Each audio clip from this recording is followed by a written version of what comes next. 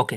Hi Dude and welcome to Telugu anime vote. మన ఛానల్ని కొత్తగా విజిట్ చేసినట్టయితే సబ్స్క్రైబ్ చేసుకోండి అండ్ లేట్ చేయకుండా ఎపిసోడ్ని స్టార్ట్ చేసేద్దాం.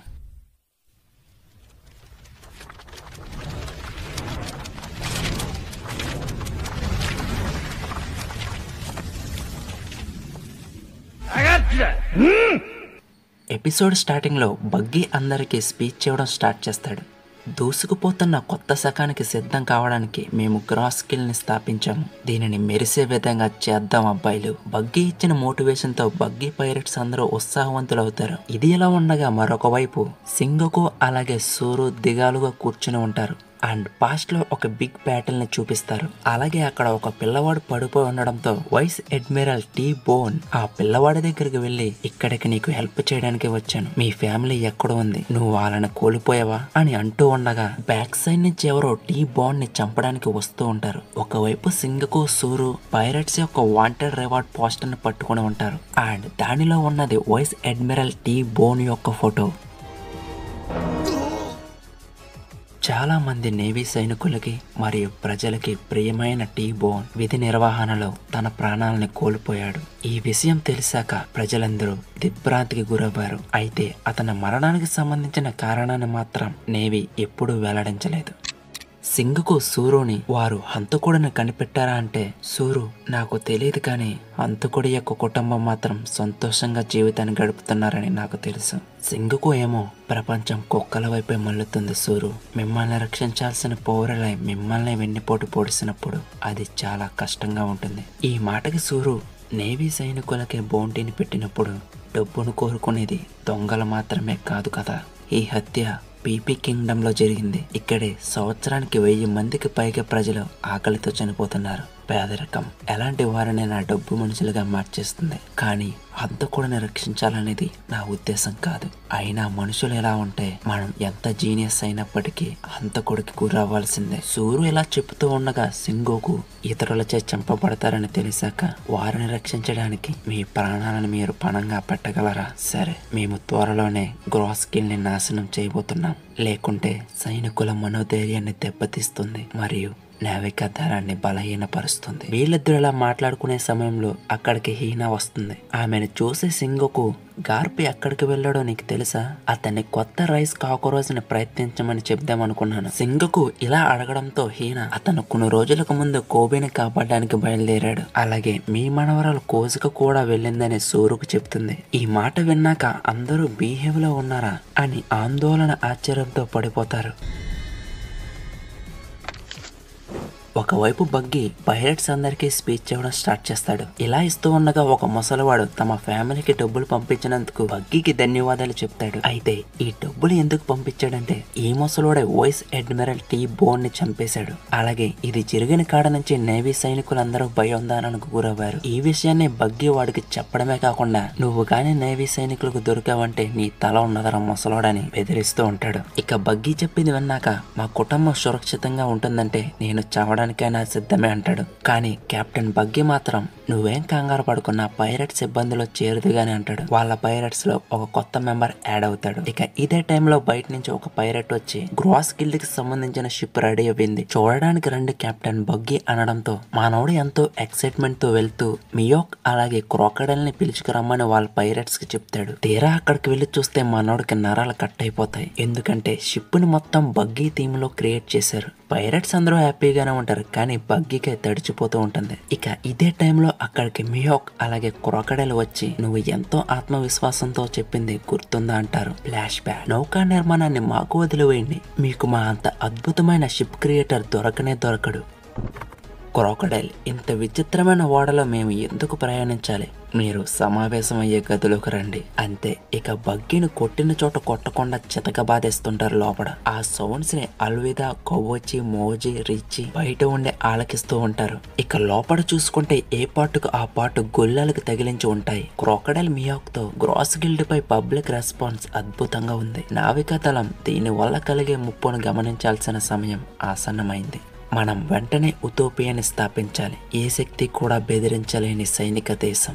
ఇందుకు మనకు కావాల్సింది ఏమిటంటే అఖండ బలం. వీళ్ళిద్దరిలా మాట్లాడుకుంటూ ఉండగా బగ్గీని మియో క్రోకడైల్ ఇంతలా టార్చర్ పెట్టడంతో నేను నా జీవితం ఇలా ఊహించుకోలేదు, ఇది నా జీవితం కానే కాదు, నేను ఎక్కడ తప్పు చేశాను అని ఎంతో బాధపడుతూ ఉంటాడు. అలాగే షాంక్స్ తో ఉన్న చిన్ననాటి జ్ఞాపకాన్ని గుర్తు తెచ్చుకుని వీళ్ళందరూ నా దారిలోకి ఎందుకు వస్తున్నారని అంటూ ఉండగా క్రోకడైల్ దీనిని భరించాలంటే అపారమైన శక్తి కలిగి ఉండాలంటాడు. దానికి బగ్గీ డబ్బు మరియు అధికారం సరైనది కదా అంటే క్రోకడైల్ బగ్గీని నోరు మూసుకోమంటాడు. కానీ బగ్గీ వారిద్దరితో ఇలా అంటాడు, నా జీవితం నేను కోరుకున్నట్లు ఎప్పుడూ లేదు, ప్లీజ్ మీరు నన్ను ఇక్కడే చంపేయాలనుకుంటే చంపేయగలరు, ఇది మీరు చేయలేనప్పుడు మిమ్మల్ని మీరు పైరట్స్ అని ఎలా పిలుచుకుంటున్నారు, మీ లక్ష్యాలు చిన్నవి, రంగుల రాట్నం లాంటి విధానాన్ని ప్రయత్నించవద్దు, రెడ్ హెడ్ కదలికను ప్రారంభించడని అది మీరు విన్నారని నేను పందెం వేస్తాను. అతను మరియు నేను పైరట్స్ కి రాజు యొక్క ఓడలోనే ఉన్నాం, కానీ కొన్ని కారణాల వల్ల మేము ఎప్పుడూ లాఫ్టైల్ కి వెళ్ళలేదు. అయితే మీరు పెద్ద అయ్యాక మీరు ఏమి కావాలని కోరుకుంటున్నారు? నేనైతే ప్రామిస్ చేసినట్టు షాంక్స్ పక్కన నిలబడి నేను నా కలను నిలబెట్టుకోవాలనుకుంటున్నాను. 24 సంవత్సరాల క్రితం గోల్డ్ రోజర్ ఎగ్జిక్యూషన్ టైంలో బగ్గీ షాంక్స్ ని అడుగుతూ ఉంటాడు, ఏదో ఒకరోజు మన సొంత నౌకలతో లాఫ్టైల్ కి చేరుకుంటామని చెప్పావు కదా. కానీ షాంక్స్ అవును, కానీ నా మనసును మార్చుకున్నాను, నేను ఈ సమయంలో దానికోసం వెళ్ళడం లేదు, కానీ నేను పైరట్ గానే కొనసాగుతాను. ఈ మాట విన్నాక బగ్గీ నువ్వు ఏం మాట్లాడుతున్నావు షాంక్స్, రాబోయే తరానికి నువ్వే రాజు అవుతావని నేను అనుకున్నాను. అయితే షాంక్స్ బగ్గీ అన్న మాటలేమి పట్టించుకోకుండా బగ్గీని తనతో రమ్మని అడుగుతాడు. కానీ బగ్గీ మాత్రం నేను నీ సబోర్డినేట్ గా ఎప్పటికీ ఉండని ఈడియట్, నువ్వు ఒక పిరికివాడివి, మీరు అతని అడుగుజాడల్లోనే అనుసరించాలని కెప్టెన్ రోజర్ కోరుకుంటున్నారు కదా, ఇప్పుడు మీరు దీనిని కూడా గుర్తు పెట్టుకోండి, నేను నీ వల్లే నా నిధి మ్యాప్ని పోగొట్టుకున్నాను, అందుకు నేను ఎప్పటికీ క్షమించలేను, మరొకసారి కలిసినప్పుడు మాత్రం మనం శత్రువులుగానే కలుస్తాం.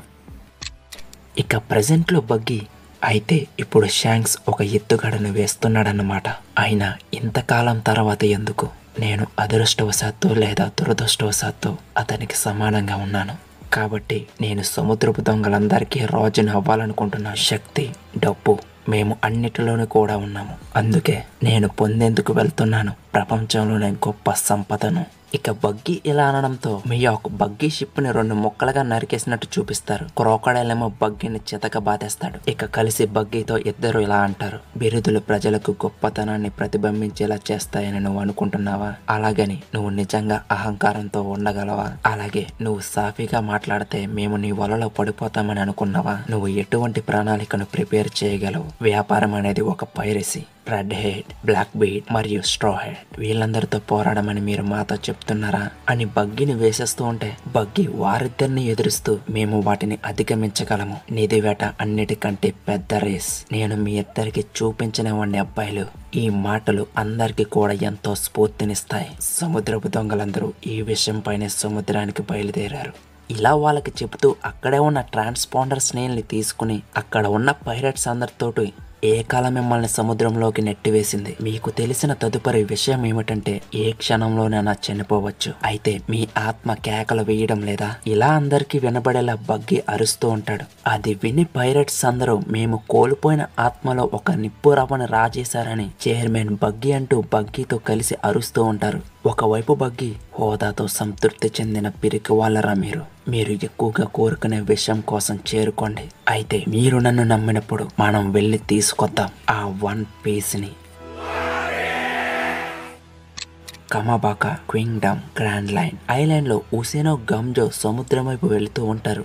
సముద్రంలో చూసుకుంటే ఒక షిప్ వీళ్ళ వైపు వస్తూ ఉంటుంది అండ్ అక్కడ ఆల్రెడీ అహేరు, జీరాన్ వేచి ఉంటారు. వీళ్ళంతా ఆ షిప్ తమ మిత్రుల లేదా శత్రువుల, అసలు ఎవరిదై ఉంటుంది ఆ షిప్ అని ఆలోచిస్తూ ఉంటారు. అహేరు తన చేతి వెపన్తో షిప్ ని వేసేద్దామని గురిపెడుతుంది. అయితే ఆ షిప్ లో ఉన్నది ఎవరో కాదు, సాబో. అదే విషయాన్ని డ్రాగన్ ఇవాంకకి చెబుతారు. అక్కడే ఉన్న కోల అది విన్నాక డార్లింగ్ సాబో దగ్గరికి పరిగెత్తుకుంటూ వెళ్తుంది. ఇక్కడేమో సాబో ఫైనలీ ఐలాండ్ కి చేరుకుంటాడు. వాడు చేరుకోవడంతో అందరూ గ్రాండ్ వెల్కమ్ చెప్తారు అండ్ వాడు తిరిగి రావడంతో అందరూ హ్యాపీగా ఉంటారు. అయితే ఇవాంక అక్కడికి చేరుకొని నిన్ను చూసి చాలా కాలమైంది, నీకు ఎంత సమయం ఎందుకు పట్టింది సాబో అంటుంది. సాబో ఏమో ఇది లులోసియాకి సంబంధించిన షిప్ అంటే లులోసియా రాజ్యం అంటే సడన్ గా వ్యానిష్ అయిపోయింది అదే కదా అంటే సాబో దాని గురించి నేను తర్వాత ఎక్స్ప్లెయిన్ చేస్తానంటాడు. ఇలా మాట్లాడుతూ ఉండగా మిగతా మెంబర్స్ కూడా షిప్ నుంచి దిగుతూ ఉంటారు. వీళ్ళంతా లులోసియా రాజ్యానికి సంబంధించిన సిటిజన్స్. అయితే ఇదే టైంలో కోలా వచ్చి మాట్లాడుతూ ఉండగా ఎందుకు సైలెన్స్ అయిపోవని వాడిని కొడుతూ ఉంటుంది. అలాగే వాడి నుంచి తప్పించుకుంటూ క్షమాపణ కోరుకుంటాడు. ప్రతి ఒక్కరూ కూడా తమకు నచ్చిన రీతిలో ప్రేమను తెలుపుకుంటూ ఉంటారు. బెలోబెట్టి లులోషియా రాజ్యం నుంచి వచ్చిన వారితో మీ రాజ్యానికి అలా జరగడం చాలా దురదృష్టకరం. మీరు ఇక్కడే స్వేచ్ఛగా ఉండండి. ఇది రెవల్యూషనరీ ఆర్మీకి సంబంధించిన ప్రదేశం. మీరేం కంగారు పడకండి అని చెబుతుంది. అలాగే వీరికి సహాయం చేసినందుకు ఆమెకి ధన్యవాదాలు చెప్తారు. ఇక క్వీన్ కోటలో డ్రాగన్, ఇవాంకా, సాబో ఒక మీటింగ్ ని పెట్టుకుంటారు. అయితే సాబో, నేను కోమా గురించి విన్నాను అంటే డ్రాగన్ మాయ, దానికి క్షమించు. మీ ప్రయత్నాలన్నీ వృధా అయ్యాయి. అతను ఏ క్షణంలోనైనా మేరీ జోయిస్ కి తిరిగి వచ్చేలా ప్రోగ్రాం చేయబడి ఉండవచ్చు. సాబో ఏమో కాదు, ఇది నాకంటే మీకే ఎంతో కష్టంగా ఉంటుందంటాడు. ఇవాంకా ఏమో సాబోని, నువ్వు చెప్పేది కెప్టెన్లు సరిగ్గా వినలేదు, అసలుకి నువ్వు ఏం చెప్పావని అడుగుతుంది. అవునా, అది తెలుసుకుంటే వారి జీవితాలు కూడా ప్రమాదంలో పడవచ్చు. అక్కడ రేవేరి అంతా ఎంతో గందరగోళంలో ఉంది. అసలుకి పవిత్ర భూమి అయిన మేరీ జోయిస్ వద్ద ఏం జరుగుతుందనేది మీకు చెబుతాను.